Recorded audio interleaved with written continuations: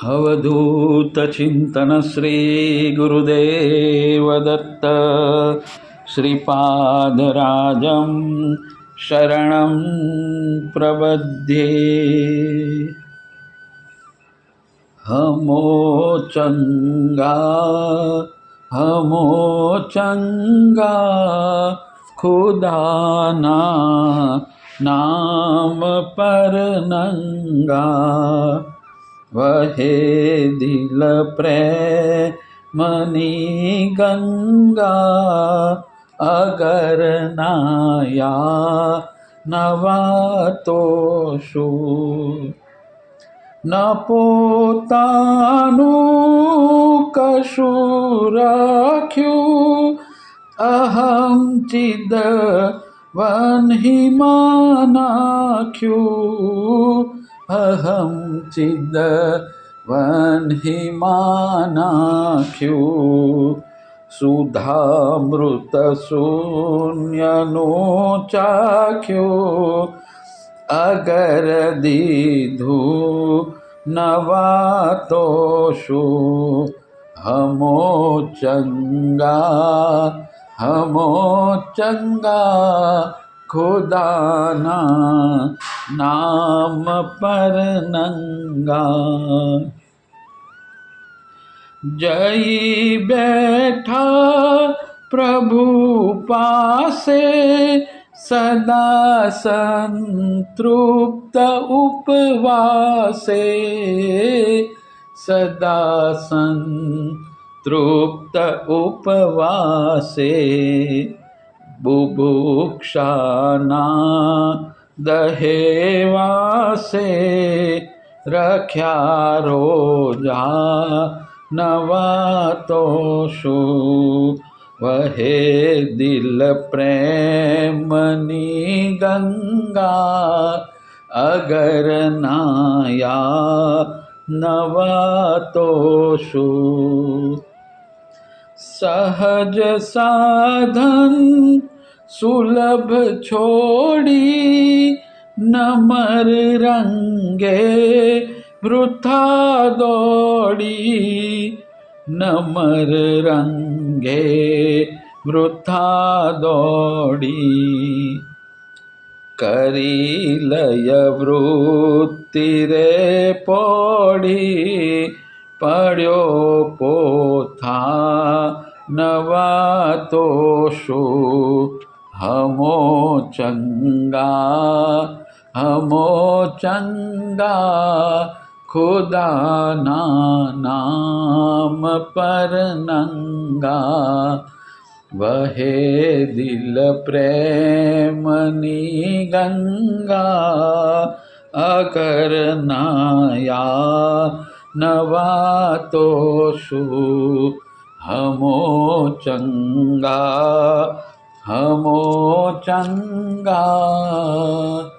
ખુદાના નામ પર નંગા। સંત આજ્ઞાનું પાલન ન કરવાનું ફળ। શ્રી વાસુદેવ અનગરેના મામાની દીકરી ગંગુતાઈનું લગ્ન શ્રી શંકરરાવ વિઠ્ઠલ દેશપાંડે સાથે થયું હતું। દેશપાંડે કુટુંબ અતિ નાસ્તિક હતું અને સંત વચનના પાલનમાં માનતું નહીં। શ્રી વાસુદેવ અનગરેના માસી વેણુબાઈએ સ્વામી મહારાજને નીચે પ્રમાણે વિનંતી કરી, મહારાજ, આપે નર્મદાને પુત્ર આપ્યો, તેમ આ ગંગુને પણ સંતાન આપો। સ્વામી મહારાજ બોલ્યા, વેણુબાઈ, નર્મદાને લગ્ન થયે ઘણા વર્ષો વીત્યા હતા। ગંગુતાઈને લગ્ન થયે હજુ 1.25 વર્ષ જ થયું છે, આથી તારો પ્રશ્ન અસ્થાને છે। પરંતુ તારા પ્રશ્નની કુંડળી પરથી એમ લાગે છે કે ગંગુના નસીબમાં એક જ પુત્ર છે, પરંતુ તે પિતાના મૂળ ઉપર એટલે કે ઘાતક છે। આથી પુત્ર જન્મ પછી પિતા જો 6 માસ સુધી પુત્રનું મોઢું ન જુએ તો સારું। પુત્ર જન્મ પછી 6 માસ સુધીમાં જો પિતા પુત્રનું મુખ જોશે તો ગંગુને વંધવ્ય પ્રાપ્ત થશે। આ પ્રસંગ ઈસવીસન 1913નો છે। આ પછી ગંગુતાઈને પુત્ર સંતાન થયું। તેના નામકરણ સંસ્કાર નિમિત્તે શંકરરાવ દેશપાંડેને જાણ કરવામાં આવી. આ સાથે શંકરરાવને સ્વામી મહારાજે કહેલી સૂચના પણ કહેવામાં આવી કે 6 માસ સુધી પિતાએ પુત્રનું મુખ જોવું નહીં તો પરિણામ સારું નહીં હોય. દેશપાંડે કુટુંબ નાસ્તિક હોવાથી નામકરણ સંસ્કાર વખતે તેમણે શંકરરાવને જ મોકલ્યા. શંકરરાવ નામકરણ વખતે સાસરે આવ્યા અને લોકોની ઉપેક્ષા કરી. પારણામાંથી પોતાના પુત્રને ઉંચક્યો. ગંગુતાઈને ઘણું માઠું લાગ્યું, ગુસ્સે પણ થઈ ગયા, પરંતુ શંકરરાવ તેને ગણકારે તેમ ન હતા. ગંગુતાઈ સાસરે ગયા પછી 1 જ વર્ષમાં શંકરરાવને ક્ષય રોગ લાગુ પડ્યો અને તેમાં જ તેમનું મૃત્યુ થયું. પરિણામે ગંગુતાઈ વિધવા થયા. ગંગુતાઈનો દીકરો ચિંતામણી પણ તેના લગ્ન પછી એક કન્યાનો પિતા બની ક્ષય રોગમાં જ મૃત્યુ પામ્યો.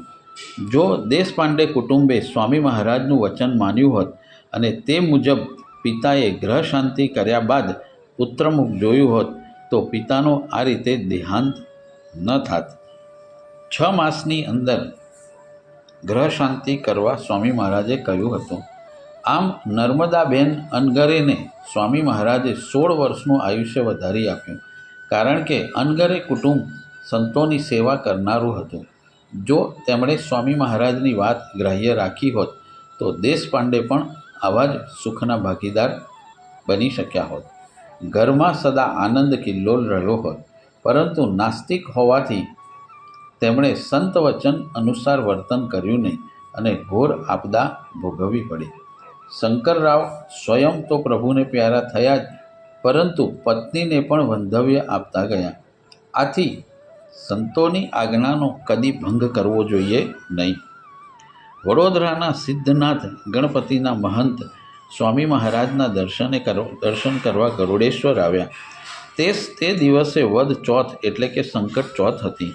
તે વ્રતના નિયમ પ્રમાણે ગણેશ ભક્તો ચંદ્રોદય સમયે ગણપતિ પૂજન કરીને પછી થાળ ધરાવી ભોજન કરે છે. સ્વામી મહારાજે તે મહંતને રાત્રે પૂજનોપરાંત થાળ ધરાવી ભોજન કરીને પછી ગરુડેશ્વરથી નીકળવા સલાહ આપી.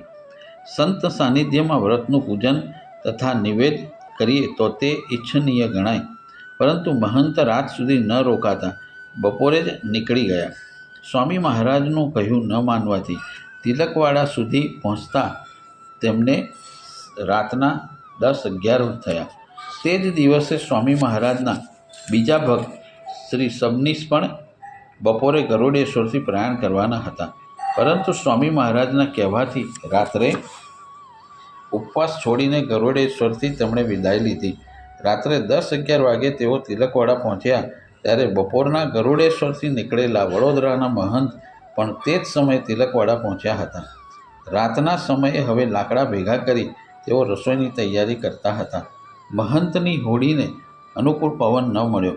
નર્મદા પ્રવાહમાં અનેક હાડમારી વેઠી તેઓ ખૂબ મોડા તિલકવાડા પહોંચ્યા. શ્રી સબનીશ જેવા આજ્ઞાંકિત ભક્તે ગુરુ આજ્ઞા પ્રમાણે આચરણ કરતા તેમને કોઈ કઠિનાઈ ભોગવવી ન પડી. શ્રી સબનીશે મહંતને તે પ્રમાણે કહ્યું પણ ખરું.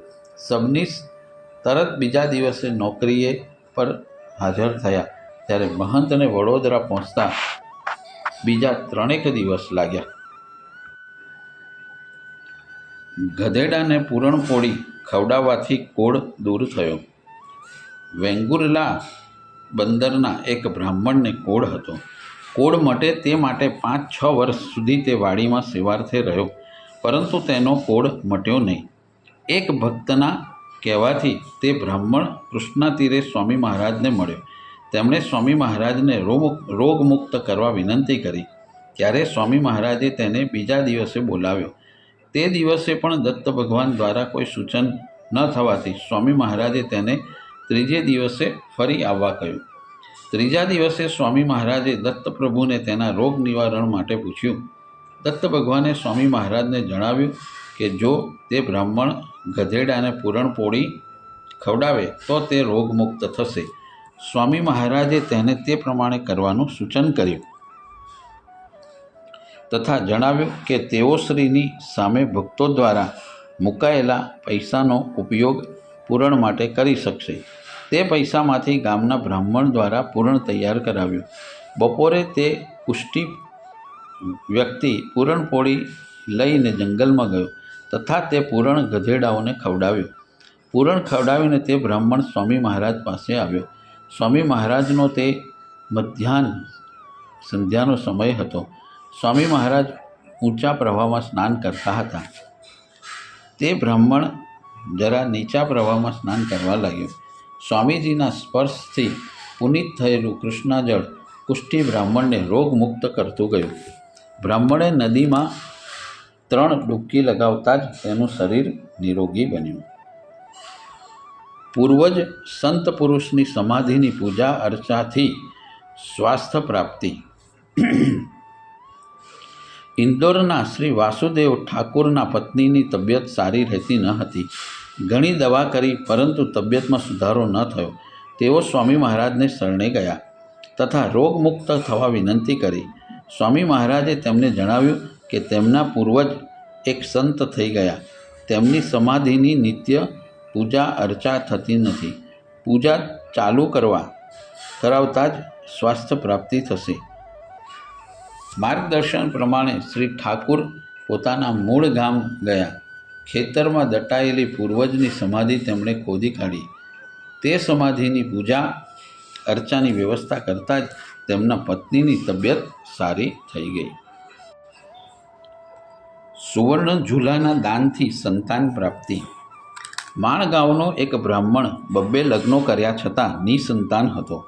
તે બ્રાહ્મણ વાડીમાં સ્વામી મહારાજને શરણે આવ્યો.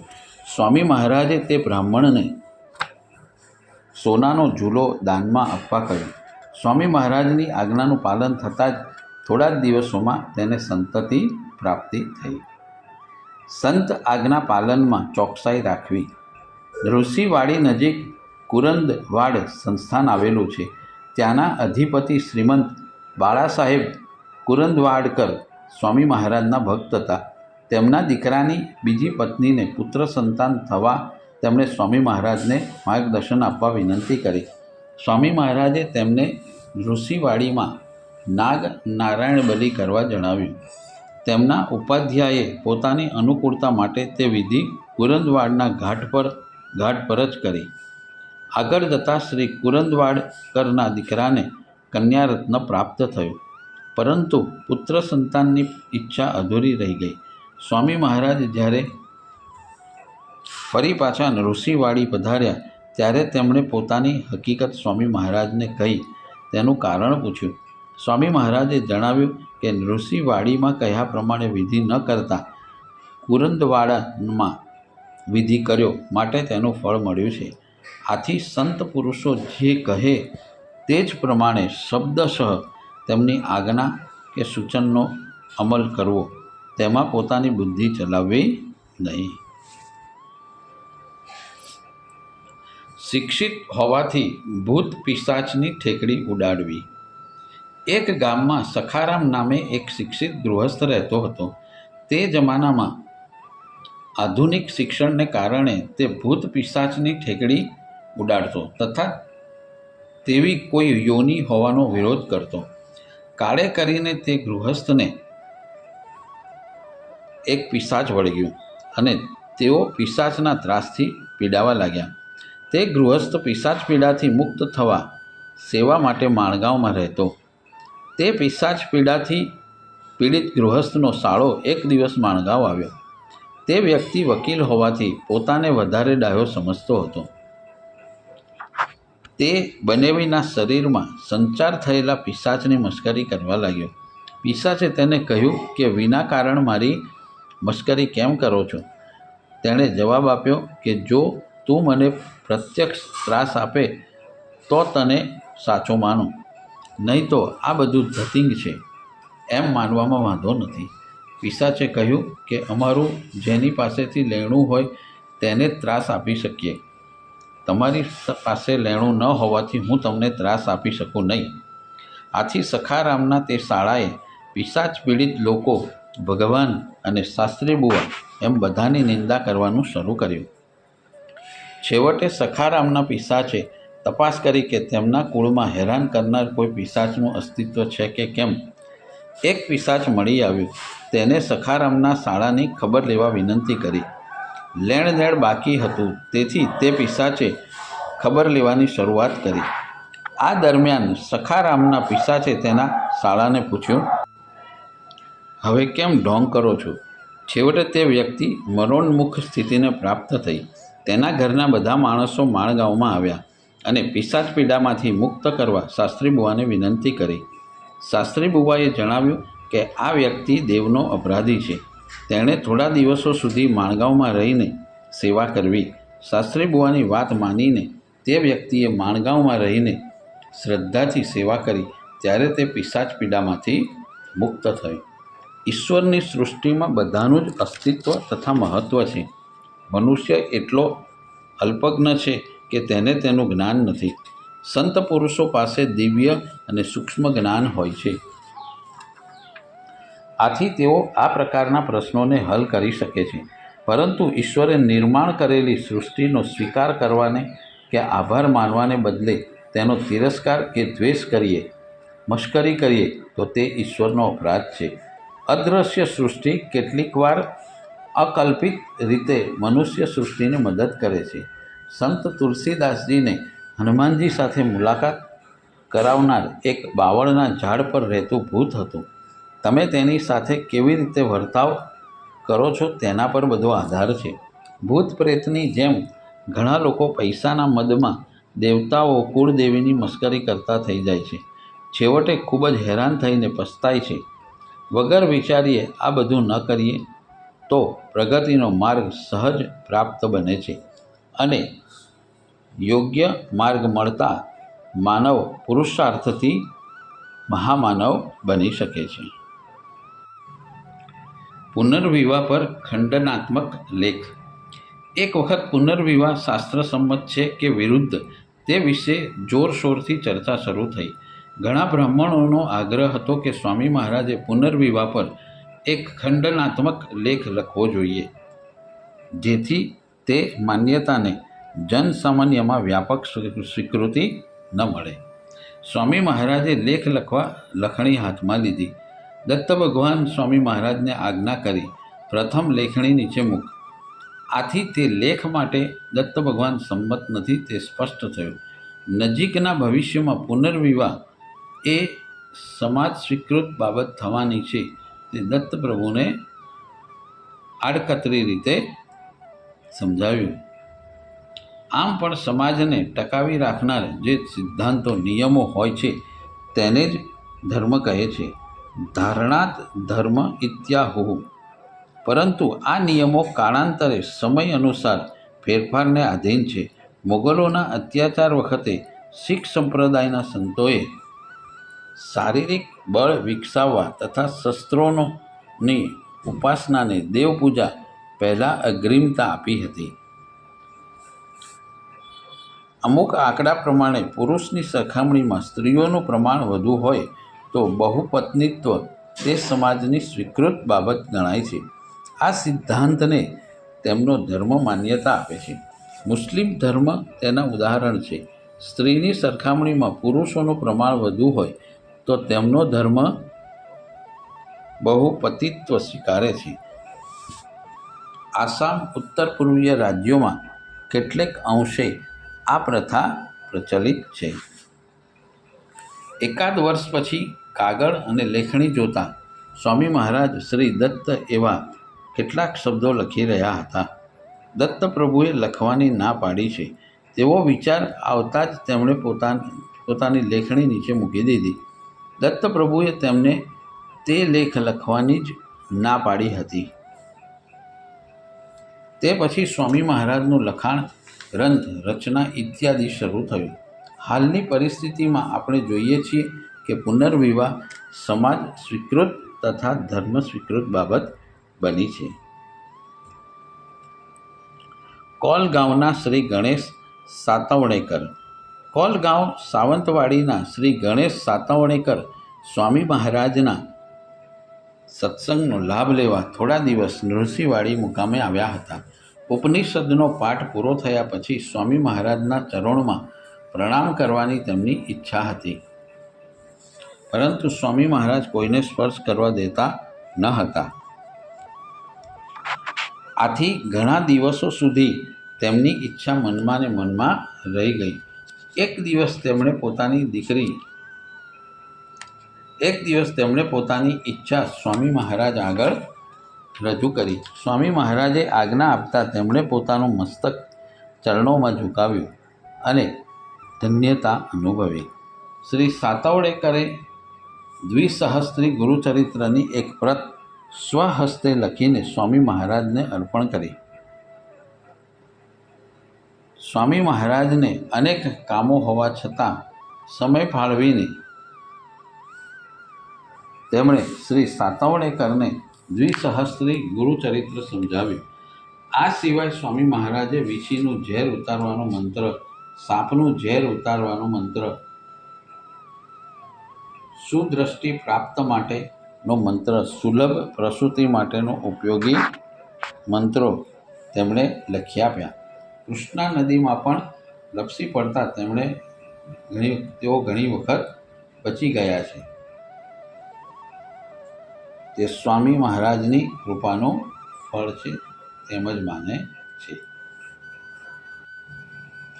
તેઓ જ્યારે પોતાના ઘરે પાછા જવાના હતા ત્યારે સ્વામી મહારાજની આજ્ઞા લેવા ગયા.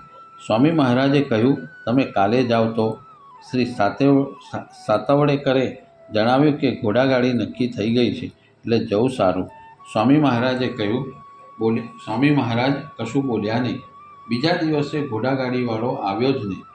જ્યારે શ્રી સાતવડેકર સ્વામી મહારાજના દર્શન કરવા ગયા ત્યારે સ્વામી મહારાજ એક બીજી વ્યક્તિને સંભળાવીને વિનોદમાં કહેવા લાગ્યા, પેલા સાતવડેકર તો ગઈકાલે જ ઘોડાગાડીમાં જતો રહ્યો હશે, નહીં તો? ઘોડાગાડી ન આવવાનું જણાવી સાતવડેકરે સ્વામી મહારાજની આજ્ઞા માગી અને ક્ષમા માગી અને ત્યાં પછી રોકાઈ ગયા અને બીજા દિવસે પોતાને ગામ પ્રસ્થાન થયા. ધાર્મિક સ્થાનોની મરામત તથા સ્વચ્છતા. સ્વામી મહારાજે ઈસવીસન 1911માં કુરુગડ્ડીનો ચાતુર્માસ કર્યો. સ્વામી મહારાજ ત્યાં પહોંચ્યા તે પહેલાં દુષ્કાળ હતો. સ્વામી મહારાજે ત્યાં આવીને ભક્તો પાસે રુદ્રશૃંગ મંત્રનું અનુષ્ઠાન કરાવ્યું. આથી તે વિસ્તારમાં પુષ્કળ વરસાદ થયો. સ્વામી મહારાજે પ્રથમ દિવસે ત્યાંના પૂજારીને ત્યાં ભિક્ષા લીધી. ત્યાં પૂજારીના બે જ ઘર હોવાથી બીજા દિવસે ભિક્ષા ન કરી.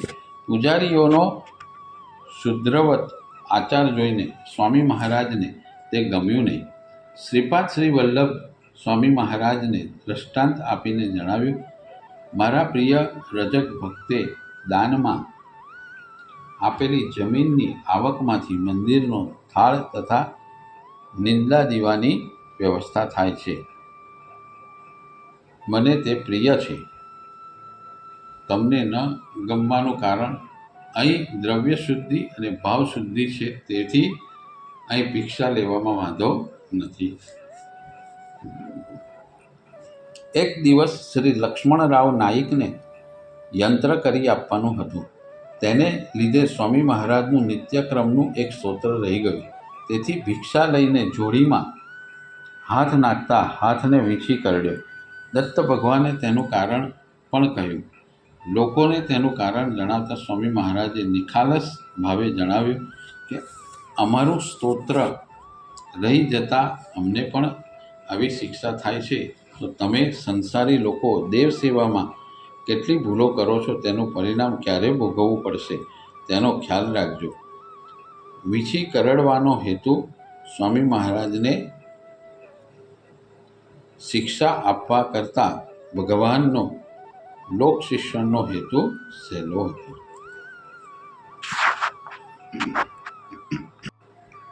સ્વામી મહારાજ કુરુગડ્ડીમાં રોજ સમાધિ લગાવતા. એક દિવસ સમાધિમાં સ્વામી મહારાજ પર મરેલી ચકલી, પક્ષીઓના ઈંડા તથા વિષ્ઠા પડી. સ્વામી મહારાજે આવી ગંદી ચીજો ધ્યાનાવસ્થામાં જ હાથથી દૂર હડસેલી દીધી.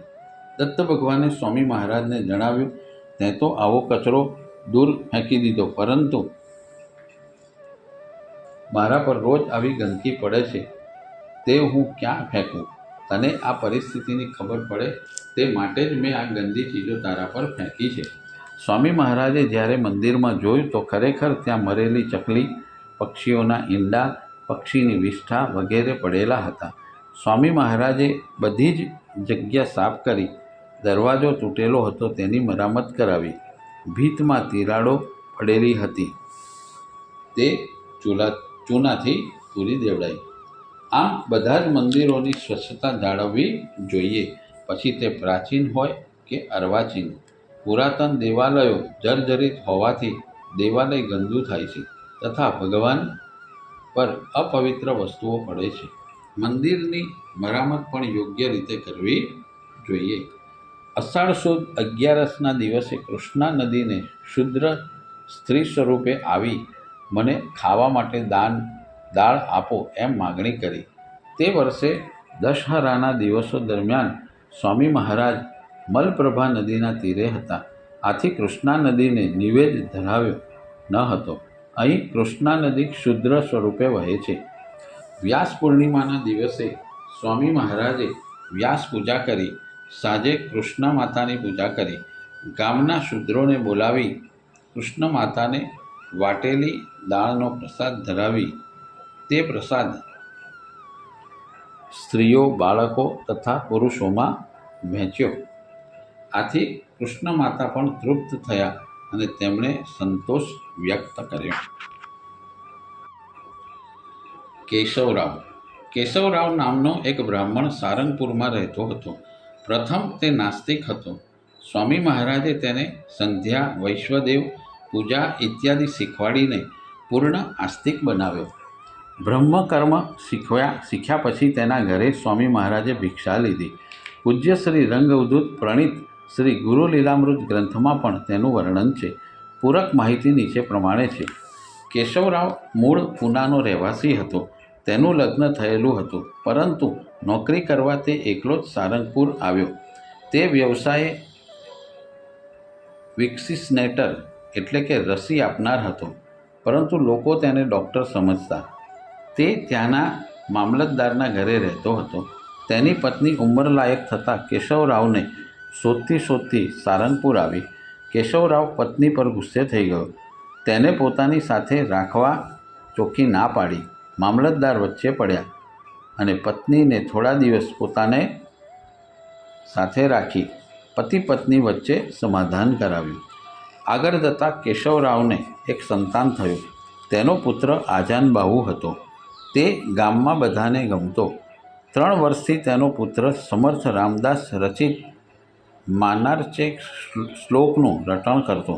તેને યાચકોને ભિક્ષા આપવી ખૂબ ગમતું અને તે હોંશે હોંશે ભિક્ષા આપતો.